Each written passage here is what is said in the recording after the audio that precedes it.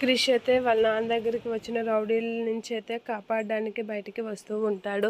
అలా బయటకు వచ్చి రౌడీలు అయితే క్రిష్ని చుట్టుముడుతూ ఉంటారు. ఇక మహాదేవయ్యని కూడా చుట్టుముడుతూ ఉంటారు. అలా వాళ్ళిద్దరైతే వాళ్ళని డిఫెండ్ చేస్తూ ఉంటారు. అలా మహాదేవయ్య వాళ్ళని కొడుతూ ఉంటాడు. ఇక క్రిష్ కూడా వాళ్ళని కొడుతూ ఉంటాడు. అలా వాళ్ళ ఘర్షణ జరుగుతూ ఉంటుంది. అలా ఘర్షణ జరగడం చూసి సత్య అయితే ఏంటవుతుంది అని చెప్పి అయితే అక్కడికి వస్తూ ఉంటుంది. అక్కడికి వచ్చి అలా చూస్తూ ఉంటుంది. ఇక మహాదేవయ్య అయితే వాళ్ళని కొడుతూ ఉంటాడు. ఇక క్రిష్ కూడా వాళ్ళని కొడుతూ ఉంటాడు.